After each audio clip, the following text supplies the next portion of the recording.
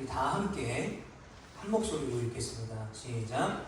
그러나 내게는 우리 주 예수 그리스도의 십자가 외에 결코 자랑할 것이 없으니 그리스도로 말미암아 세상이 나를 대하여 십자가에 못 박히고 내가 또한 세상을 대하여 그러하니라. 할례나 무할례가 아무것도 아니오되 오직 새로 지으심을 받는 것만이 중요하니라. 무릇 이 규례를 행하는 자에게와 하나님의 이스라엘에게 평강과 긍휼이 있을지어다. 이후로는 누구든지 나를 괴롭게 하지 말라. 내가 내 몸에 예수의 흔적을 지니고 있노라. 형제들아, 우리 주 예수 그리스도의 은혜가 너희 심령에 있을지어다. 아멘. 네, 이 시간에는 특별히 어버이 주일을 맞이해서 우리가 남길 것은 결국 믿음입니다 라는 말씀의 제목으로 갈라디아서 6장 14절부터 18절까지 말씀을 함께 은혜를 나누도록 하겠습니다. 여러분, 아름다운 사람은 머문 자리도 아름답습니다 라는 이 문구 여러분들 많이 보셨을 거예요. 저도 많이 봤습니다. 보통 어디서 많이 보이냐면 우리가 고속도로 휴게소를 가거나 아니면 공중 화장실에 보게 되면 저런 문구가 써 있어요. 아름다운 사람은 머문 자리도 아름답다. 무슨 말입니까? 내가 이 공으로 쓰는 화장실을 잘 쓰고 깨끗하게 써서 다른 사람들도 이 화장실을 깨끗하게 쓸 수 있도록 도와달라 라는 말이죠. 유명 프랜차이즈 우리가 커피, 카페 같은 데를 가보면 굉장히 세련되고 또 깨끗한 것을 보게 됩니다. 그런데 그곳에서 일을 하시는 분들의 공통적인 이야기를 들어보면 오래 일하는 분일수록 제일 어려운 건 뭐냐면 손님을 응대하는 것도 쉽지 않지만 화장실을 청소하는 게 정말 어렵대요. 왜냐하면 카페 안은 너무 깨끗하고 쾌적하고 세련되어 있는데 정작 많은 사람들이 쓰는 공공 화장실이 너무 더럽다는 거예요. 여러분, 예를 들어서 만약에 화장실을 쓴 사람의 이름이 그 화장실의 전광판에 딱 나타난다면 여러분, 어떤 사람이건 그 화장실을 아마도 깨끗하게 사용할 겁니다. 그러나 누가 썼는지 모르고 내가 썼는지 모르기 때문에 익명성이 보장되기 때문에 내 마음대로 사용하게 되는 것이죠. 그래서 특히 화장실 청소가 제일 어렵다고 합니다. 이게 무슨 말이냐면 우리의 머문 자리는 반드시 우리라는 사람이 증명된다는 거예요. 자, 여러분, 콩 심은데 콩 나고 팥 심은데 팥 난다라는 속담을 많이 들어보셨을 것입니다. 그런데 이 속담이 요즘에는요 이런 의미로 쓰이고 있어요. 오늘 어버이 주일을 맞이해서 제가 말씀을 드리는데 콩콩 팥팥이라고 말하는데요, 그 부모의 그 자녀다 라는 말의 내용을 가지고 사용한다고 합니다. 왜냐하면 여러분, 부모의 행동은 아이가 따라해요. 부모의 행동을 아이는 닮아갑니다. 그래서 부모는 아이의 거울이라고 말을 하죠. 부모가 어떻게 행동했길래, 부모가 어떻게 가르쳤길래 자식이 저렇게 행동을 할까라는 말을 콩 심은데 콩 나고 팥 심은데 팥 난다는 말로 표현한다는 거예요. 예를 들어 보면요, 학폭을 일으킨 가해자 학생의 부모님이 학폭을 당한 아이가 신고를 했는데 그 아이를 찾아가서 다시 폭행을 했던 일들이 벌어집니다. 요즘에 자주 일어나는 일이에요. 길을 가다가 컵라면을 먹다가 컵라면을 그냥 길에다가 버려버리는 거예요. 심지어는 정차되어 있는 차에서 뒷자리 창문이 딱 열리더니 컵라면이 나와서 컵라면 국물만 버리고 가는 경우들이 생깁니다. 대부분 그런 일들을 행하는 아이들을 보면, 사람들을 보면 아이들이 대부분이에요. 그러니까 이런 것을 보고 부모가 어떻게 가르쳤길래, 부모가 어떻게 행동했길래 아이들이 저렇게 행동할까라고 이야기를 한다는 것입니다. 또 요즘에 아이들이 비비탄 총을 가지고 논다고 합니다. 저희 때도 비비탄 총을 많이 갖고 놀았어요. 제가 아직도 기억나는 것이 있는데 초등학교 5학년 때 제가 교회에 비비탄 총을 들고 갔어요. 왜 들고 갔냐면 예배가 끝나고 아이들이랑 이 비비탄 총싸움하고 이제 공원 같은 데 가서 이렇게 세워놓고 막 사격하고 이런 놀이가 유행했었어요. 근데 그때 저보다 6살 많은 고등학교 2학년인가 하는 형이 있었어요. 근데 어떻게 교회에 총을 들고 오냐고. 가짜 총이잖아요. 진짜 총이 아니잖아요. 교회에 어떻게 총을 들고 나오냐고. 그러면서 니네들이 비비탄 총 쏴면 바닥에 비비탄 총알 다 떨어져 있을 텐데 그 어르신들이 밟고 넘어지면 어떡하냐고. 총을 다 압수해갔어요. 제 친구들 총까지. 그때는 그 형이 얼마나 어른스럽게 보이던지 총을 안 줄 수가 없었어요. 그 형의 말을 안 들을 수가 없었어요. 여러분, 이런 현상들이 말하고 있는 것이 무엇입니까? 잘못된 습관들, 그리고 잘못된 배움은 결국 우리의 존재에 흔적을 남기게 된다는 거예요. 요즘 아이들이 비비탄총을 왜 갖고 노는지 아십니까? 물론 단순하게 놀이로 갖고 노는 아이들도 있는데 길고양이들한테 쏜다는 거예요. 자기가 스트레스를 받고 화가 나면 그걸로 푼다는 거예요. 그러니까 우리의 존재의 흔적은 어디든지 남게 되는 것입니다. 우리가 지난 주일 어린이 주일을 맞이해서 이 엘리 제사장의 이야기, 그리고 홈리와 비느하스의 이야기, 또 어린 사무엘 선지자의 이야기를 나눴습니다. 여러분, 엘리의 영적 타락이, 아버지였던 엘리의 영적 타락이 두 자녀였던 홈리와 비느하스에게 그대로 이어지게 되었던 것을 우리가 함께 나눴습니다. 그러니까 우리의 삶은 그 어딘가에, 그리고 그 누군가에게 반드시 흔적을 남기게 되기 마련이라는 것입니다. 여러분, 한자어 중에 철적이라는 말이 있습니다. 수레바퀴 자국이라는 뜻이에요. 즉 어떤 사물이든 지나간 흔적은 반드시 남는다는 거예요. 즉 모든 일에는 흔적이 남고 모든 사람의 일에는, 그리고 그 사람이 있던 자리에는 바로 흔적이 남습니다. 여러분, 우리가 몸이 아파서 수술을 하게 됐어요. 다쳐서 수술을 하게 됐어요. 그래서 꼬매거나 또는 봉합을 하게 되면 뭐가 남죠? 거기에 수술을 한 흉터가 남아요. 아주 유명한 영화에 이런 대사가 있어요. 구멍이 2개지요 라는 대사가 있어요. 뭐예요? 총에 맞아서 나온 흔적입니다. 흉터라는 거예요. 흉터. 여러분, 제 목 쪽에도, 그리고 지금은 보여지진 않지만 제 아랫배 쪽에도 수술의 흔적이, 흉터가 굉장히 많아요. 특히 2개의 신장 이식 수술 흔적이 있어요. 흉터가 2개. 근데 이 흉터를 볼 때마다 제가 떠오르는 게 있는데, 그게 뭐냐면 바로 통증의 기억이에요. 수술을 했을 때 그 통증의 기억. 제가 2004년도에 첫 이식을 받았을 때는 너무 오래전이라 기억이 잘 나지 않아요. 그냥 수술실에서 나와서 계속 간호사님에게 진통제를 달라고 했던 기억밖에 나지 않아요. 제가 2번째 수술을 했을 때 2023년도에 수술했을 때의 기억이 납니다. 회복실에서 한 1시간은 있어야 돼요. 그런데 이게 진통제가 1시간에 한 번씩 놔지는 거거든요. 너무 아프니까 계속해서 간호사님에게 진통제를 달라고 했던 기억이 나요. 그런데 그 통증은 이제 사라졌죠. 그리고도 거의 한 달 가까이를 진짜 요러고 걸어다녔어요. 여기가 너무 아파가지고 기침도 못해요. 재채기 한 번 하면요 정말 진짜 죽을 만큼 아팠어요. 그런데 그 흔적은, 그 아픔과 통증은 시간이 지나니까 사라졌어요. 그런데 뭐가 남았어요? 흉터가 남아있어요.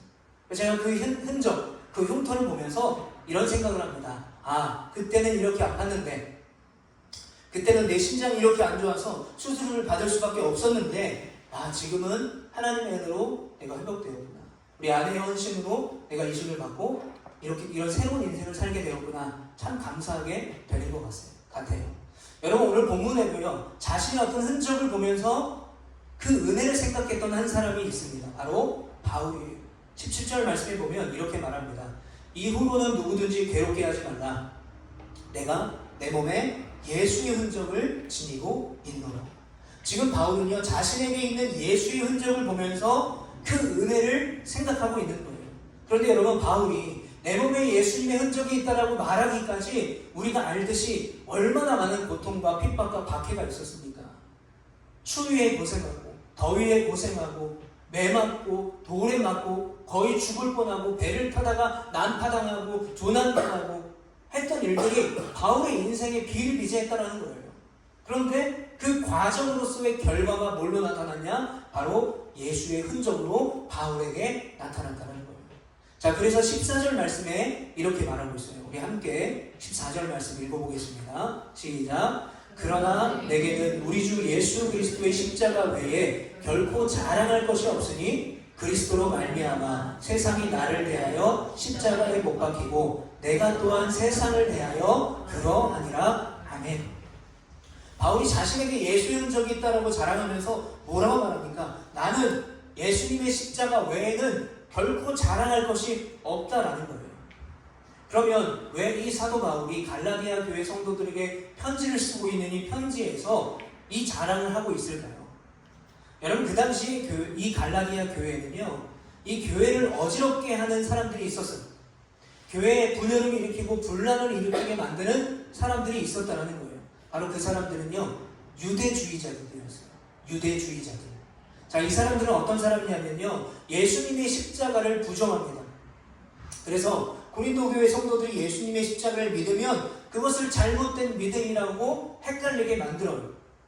그리고 할례에 집착합니다.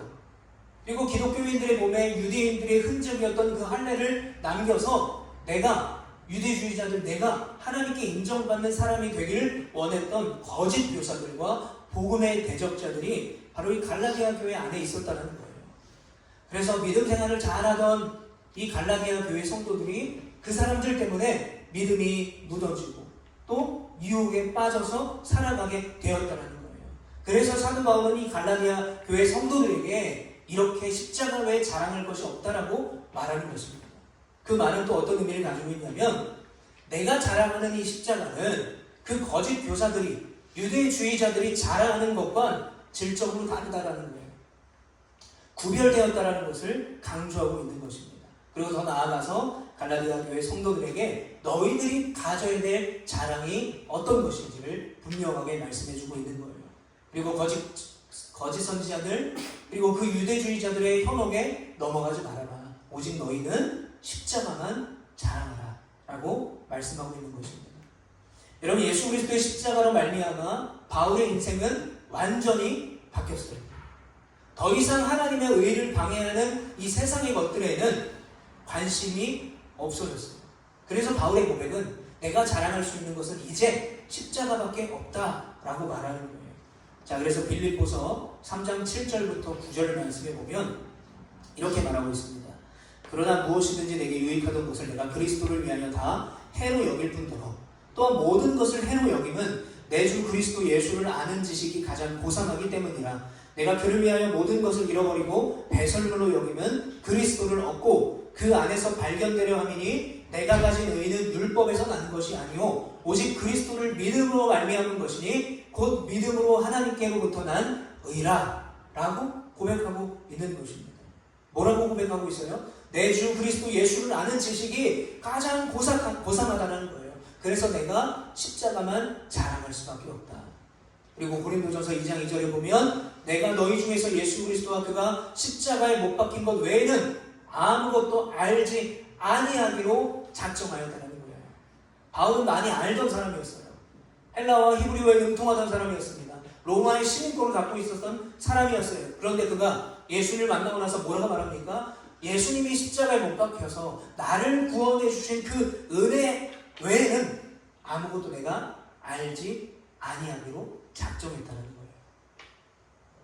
여러분, 그렇다면 바울이 이렇게 내가 전에 누리던 모든 것들 다 배설물로 여기고 그리고 그 모든 것들 다 해로 여기고 나는 이제 오직 십자가만 알겠습니다. 나는 오직 이제 십자가만 자랑하겠습니다. 라는 그 고백을 가지고 그럼 바울이 얻은 것은 뭘까요? 그렇게 고생하고 핍박당하고 박해당해서 복음을 전했는데 바울이 얻은 것은 뭐냐는 거예요. 빌립보서 3장 9절 말씀에 이렇게 말해요. 오직 그리스도를 믿음으로 말미암은 것이니 곧 믿음으로 하나님께로부터 난 의라 라고 말해요. 여러분, 바울이 얻은 것은 뭐예요? 바로 믿음으로 말미암은 하나님의 의라는 것입니다. 여러분, 그러면 믿음으로 말미암은 그 하나님의 의, 도대체 그게 뭐길래 바울이 자신의 그 고통스러운 과거의 인생 속에서 박해와 핍박의 과정을 잊을 만큼 이렇게 자랑스럽게 고백을 하고 있을까요? 바울이 그 이유에 대해서 로마서에 이렇게 고백하고 있습니다. 로마서 3장 22절부터 24절에 보게 되면 이렇게 말합니다. 맨 마지막 24절 말씀에 보면 그리스도 예수 안에 있는 속량으로 말미암아 하나님의 은혜로 값없이 의롭다 하심을 얻은 자 되었느니. 왜 바울이 십자가만 자랑하는가? 왜 과거의 그 고통과 박해를 다 잊고 그 십자가를 찬양하고 바라볼 수 있는가? 이유는 하나입니다. 속량으로 말미암아 하나님의 은혜로 값없이 의롭다함을 얻은 자가 바로 바울이었기 때문에 그래요. 여러분, 바로 그 의롭다 하심의 영광이 그 하나님의 부르심 앞에 고난과 핍박과 박해를 마다하지 않고 십자가를 전하며 자랑하는 바울의 인생을 만들어준 거예요. 뭐가요? 바로 그 구원의 은혜가, 그 속량의 은혜가. 그래서 바울은 오직 십자가만 자랑합니다 라고 고백할 수가 있었던 것입니다. 그런데 여러분, 이 복음에는 특징이 있어요. 뭐가 있어요? 22절에 보면 차별이 없다라고 말해요. 차별이 없다. 유대인이나 헬라인이나 할례를 받았거나 할례를 받지 않았거나 종이나 노예나 상관없다는 거예요. 여자나 남자나 상관없습니다. 많이 배운 사람이나 적게 배운 사람이나 상관없어요. 재산이 많거나 적거나 상관이 없습니다. 이 복음은, 바울이 말하고 있는 복음은 모든 사람에게 차별이 존재하지 않아요. 왜 그럴까요? 여기에 보면 23절에 보면 모든 사람이 죄를 범하였음에 하나님의 영광이 이르지 못하기 때문에 그래요. 모든 사람이 죄인이기 때문에 예수 그리스도의 십자가 은혜 그 구원이 필요하다는 거예요. 그렇게 모든 사람에게 구원이 필요하니까 돈 많은 사람만 구원을 주시고 또 헌금 많이 하는 사람만 구원을 주시고 잘 믿는 사람만 구원을 주시는 것이 아니라 이 복음에 의해 여기는 차별이 없다는 거예요. 바로 그 증인이 바로 우리 모두가 아니겠습니까? 우리가 연약하고 부족하지만 우리가 구원의 십자가 은혜로 새롭게 되어서 우리가 이 자리에서 예배를 드릴 수 있는 거예요. 그래서 사도 바울은 오늘 본문 15절에 뭐라고 말하냐면 할례를 받거나 할례를 받지 않거나 그게 중요한 게 아니다. 예수 그리스도의 복음을 믿는 믿음으로 오직 새로 지음받는 것이 중요하다라고 말하고 있는 거예요. 새로 지음을 받는 것이 중요하다는 말은 어떤 의미일까요? 과거는 중요하지 않다는 거예요. 뭐 할례를 받았던 받지 않았던 죄인이었던 나름 의롭게 살았던 그게 중요한 것이 아니다. 왜요? 그것은 다 지나갔다. 이제 새로 지음을 받았다는 거예요. 그래서 고린도후서 5장 17절에 보면 이렇게 말해요. 그런즉 누구든지 그리스도 안에 있으면 새로운 피조물이라. 이전 것은 지나갔으니 보라 새 것이 되었도다. 이전 것은 지나갔다라는 거예요. 여기서 지나갔다는 말을 영어 성경을 보면 passed away라는 말을 써요. passed away. 여러분 이 말을 어떨 때 쓰냐면 어떤 사람이 죽었을 때 die라는 말을 좀 부드럽게 표현하고 싶을 때 passed away라는 걸 써요. 그러니까 우리가 구원받으면 이전에 우리의 모든 죄된 삶은 죽었다라는 거예요. 죽었다라는 말은 뭐예요? 우리가 살고 있는 이 세상에 더 이상 존재하지 않는다라는 거죠. 완전히 없어져 버린 거예요. 우리의 이전의 과거의 모습이, 과거의 조건이, 가지고 과거에 내가 누렸던 가치들이. 여러분 집안에 벌레가 나오면 그냥 도망가게 냅둬요. 징그러운 바퀴벌레가 나왔어요. 제주도에 진해가 엄청 많은데 진해가 나왔어요. 그러면 자유를 주기 위해서 야 살길 찾아서 잘 가 하고 보내줘요? 잡아야죠. 왜요? 잡아야 잠을 잘 수 있지 않겠습니까? 잡아야죠. 없애버려야 돼요. 마찬가지예요. 우리가 구원을 받았으면 참임 없는 복음의 의를 누렸다면 우리의 이전 것은 다 없어져 버린 거예요. 우리가 그래서 속량의 은혜를 입은 자, 예수님의 핏값으로 우리를 사셔서 우리의 죄가 용서받았다라고 말하는 거예요. 그러므로 우리는 새롭게 지음받은 하나님의 자녀라는 것입니다. 그리고 의롭다 칭함을 받는 영광을 누리고 있는 사람임을 여러분 믿으시기를 축복합니다. 십자가 위에서 예수님께서 죽으심으로 승리하셨어요. 그래서 이 마귀가 자꾸 우리를 세상적인 것으로 무너뜨리려고 해요. 그게 마귀의 계력입니다. 그런데 예수님이 십자가의 은혜로 말미암아 우리가 그 마귀의 계력을 계략을 이길 수가 있는 거예요. 그러므로 우리가 자랑해야 될 것은 오직 십자가임을 믿고 그 십자가만을 자랑하며 살아갈 수 있는 우리 모두가 되시기를 축복합니다. 그런데 중요한 게 뭐냐면 저도 마찬가지지만 우리 모두가 느끼는 게 있어요. 우리가 십자가가 내 은혜고 그것만이 내 자랑입니다라고 고백하며 살아가기에는 너무나 많은 장애물들이 우리의 인생 가운데 있습니다. 오늘 본문 갈라디아 교회에는 뭐가 있었어요? 거짓 교사들이 있었죠. 할례를 받아야만 구원받는 거다. 율법을 지켜야만 구원받는 거다. 너희들은 구원받은 자가 아니다. 그런 문제들이 있었죠. 그런데 우리들의 실제 생활 속에 우리가 예수님만을 온전히 믿고 그 십자가만을 자랑하기에는 너무나 많은 어려움과 연약함과 장애물이 있어요. 그 중에 하나가 뭐냐면 대표적으로 말씀을 드리면 바로 세상적인 것과 육체적인 것의 유혹입니다. 결국 이 사단은요, 이 세상적인 가치 그리고 육체적인 가치를 통해서 개인을 무너뜨리고요, 가정을 무너뜨리고요, 교회를 무너뜨려요. 이게 사단이 가지고 있는 가장 큰 강력한 무기입니다. 그것은 우리 인간이 가지고 있는 죄의 본성이라고도 할 수가 있어요. 여러분, 우리가 창세기를 보게 되면 범죄하기 전에 인간은 에덴 동산에서 하나님의 뜻 안에서 살았어요. 아담과 하와가. 모든 것이 하나님의 뜻 아래 있었다는 거예요. 그런데 여러분, 그때의 하나님의 뜻 아래 살았다는 말은 뭐냐면 그 땅에서, 에덴 동산이라는 땅에서 하나님의 법이라는 법을 지키고 하나님의 질서가 세워져서 하나님의 백성으로 살아가는 아담과 하와가 있었던 그때를 바로 하나님의 뜻 안에 있었다라고 말을 하고 있어요. 그런데 인간이 타락하게 되죠. 그리고 나서 생긴 게 뭡니까? 그러고 나서 생긴 악질스럽고 습관적인 죄가 있는데 그게 뭐냐면 하나님처럼 되고 싶은 거예요. 뱀이 유혹합니다. 야, 이 선악을 알게 하는 나무 먹으면 네 눈이 밝아져가지고 하나님처럼 될 수 있어. 네가 하나님처럼 될 수 있다니까. 하나님처럼 돼서 네가 스스로 선과 악이 무엇인지를 판단하고 살아갈 수가 있어. 그래서 먹은 거예요. 왜 먹었어요? 하나님처럼 되고 싶어서. 그 욕망이 어떤 욕망입니까? 하나님 없이 살고 싶은 거예요. 간섭받고 싶지 않은 거예요. 내 마음대로 살고 싶은 것이죠. 그 후에 인간들이 더 타락하게 돼요. 그리고 우상을 섬기죠. 그리고 돈과 명예와 권력을 섬기게 되는 것입니다. 누굴 위해서 섬깁니까? 우상을 위해서 섬깁니까? 돈을 위해서 섬깁니까? 아니죠. 자기 자신을 위해서. 왜요? 내가 하나님처럼 돼야 되니까. 내가 하나님처럼 내 인생을 살아가야 되니까. 돈을 숭배하고 권력을 숭배하고 나에게 이득을 줄 수 있는 우상을 숭배하게 된다는 거예요. 그래서 인간과 이 세상적인 것, 육체적인 것이 분리가 될 수가 없었어요. 강력한 자석처럼 서로를 막 끌어당겼다는 거예요. 이 세상과 결합한 인간의 죄는 결국 어떤 일을 만드냐면 하나님의 형상으로서의 인간의 본성을 완전히 잃어버리고 왜곡시켜 버려요.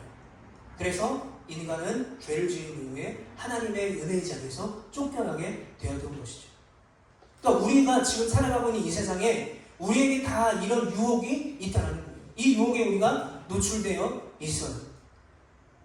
그리고 얼마 전에 제가 TV를 이렇게 보고 있었어요. 예능 프로그램을 보고 있었는데 얼마나 재밌던지 제가 깔깔거리면서 계속 웃고 있었어요.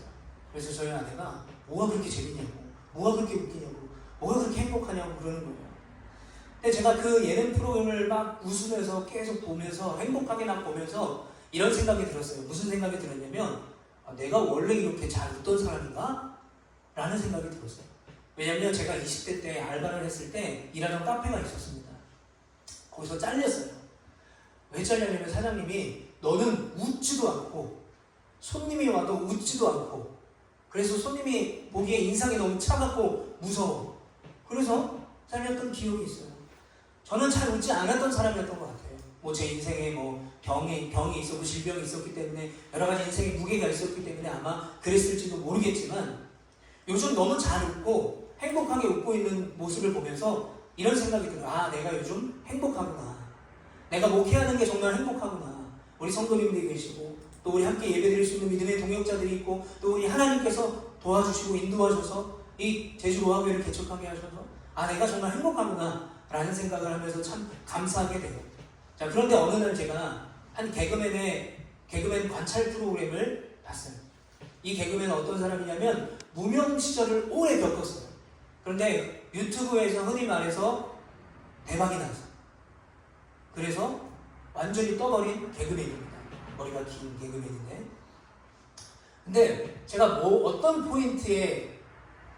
포인트가 보이기 시작했냐면 옛날에 막 가난해서 막 KBS에 있었던 간식을 다 자기 집에 가져가서 몰래 먹고 그랬대요. 근데 지금 너무 좋은 집에 살고 있는 거예요. 뷰가 너무 좋은 막 큰 집에 혼자 살고 있는 거예요. 그거 아무렇지 않게 보고 있는데 갑자기 우울해지기 시작하는 거예요. 갑자기 막 웃으면서 보다가 웃음이 사라지게 돼요. 갑자기 무기력해지고 낙심하게 돼요. 왜냐면 제 인생이 그 사람의 인생과 비교됐기 때문이에요. 시기 질투가 생긴 거예요. 사단이 저에게 이렇게 말하는 거예요. 야, 네가 15년, 16년이 넘도록 목회를 했는데 너에게 남은 게 뭐야? 이렇게 얘기하는 거예요. 저 개그맨 봐봐. 유튜브 해가지고 저렇게 잘 돼가지고 저렇게 좋은 집에 살고 어때? 무슨 생각을 하고 있어? 라는 거죠. 왜냐면 제가 요즘에 이제 교회 가까운 쪽에 집을 알아보고 있어요. 저희 아내 직장이 또 표선 쪽이고 또 교회 가까우면 또 교회 자주 올 수 있고 근데 지금 제가 조천에 살고 있어서 한 30분 정도 차를 타고 오면 걸려요. 그러니까 저희 아내도 매일매일 이제 30분 출근하는 거예요. 그래서 제가 차가 필요하면 또 데려다 줬다가 또 제가 조천까지 차를 가지고 왔다가 또 제 볼일을 보고 아내가 퇴근할 때 되면 또 데리러 가는 거죠.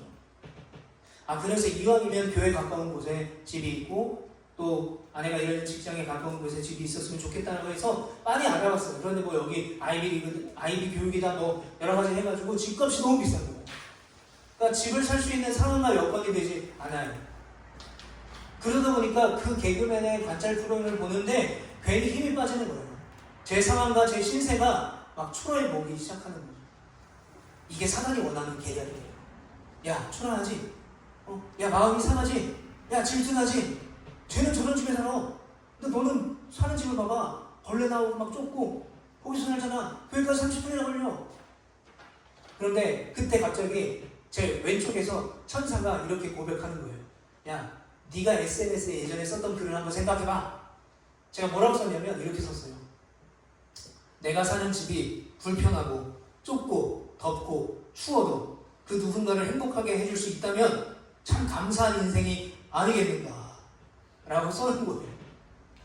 그걸 생각나게 한 거예요. 천사가 막 시기질투하다가 낙심하다가 마음이 안 좋다가 그러면서 하나님 앞에 회개했어요.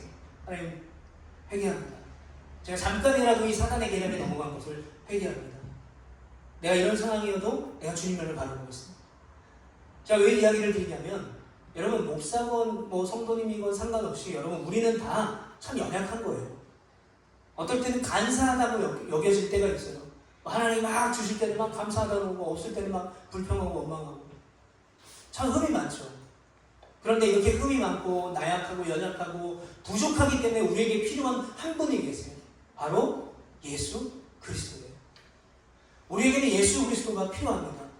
그래서 우리가 그 예수님께 나아갈 때, 내가 십자가의 그리스도께 나아갈 때 내 옛 자아는 그리스도와 함께 못 박혀 죽는 거예요. passed away, 사라져버리는 거예요. 내 안에 이제 존재하지 않아요. 내가 십자가의 그리스도께 나아갈 때에 내 안에 자리 잡았던 그 세상의 가치, 그 모든 것들이 그리스도와 함께 십자가에 못 박혀 죽게 되는 거예요. passed away, 사라지는 거죠. 그런데 우리는 자꾸 사라져버린 거예요.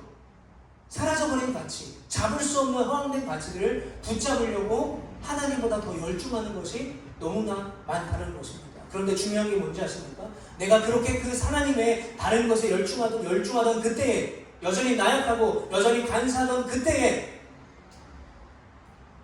주님은 여전히 우리와 함께 계신다는 거예요. 우리를 새로운 피조물이 되게 하시고, 우리가 의롭지는 않지만 의롭다고 하는 그 영광의 면류관을 우리에게 주시는 분이 예수 그리스도라는 것을 믿으시길 바랍니다. 그래서 우리가 그 십자가를 바라보며 예수님께 나아갈 때에 오늘 하루의 그 절망과 낙심 속에서도 은혜 안에서 살아갈 수 있는 능력과 이유를 찾을 수 있음을 여러분 믿으시길 축복합니다. 여러분, 우리 각자가, 우리의 가정이, 우리의 교회가 이런 십자가만을 바라보며 그 안 은혜 안에서 주어지는 충만함이 있기를 축복합니다. 예수님만 자랑하며 나의 연약함과 저의 본성과 절망과 낙심도 오직 주님께 맡기며 살아갈 수 있는 우리 모두가 되시기를 축복합니다. 자, 우리 옆에 있는 분들이 한번 이렇게 얘기할까요? 오직 십자가만 자랑하기를 축복합니다. 오직 십자가만 자랑하기를 축복합니다. 여러분, 오늘 17절에 보면 예수의 흔적이 자신에게 있다고 바울은 자랑하고 있습니다. 이 흔적을 헬라어로 하면 스티그마예요. 히브리어로 하면 네쿠다라는 말입니다.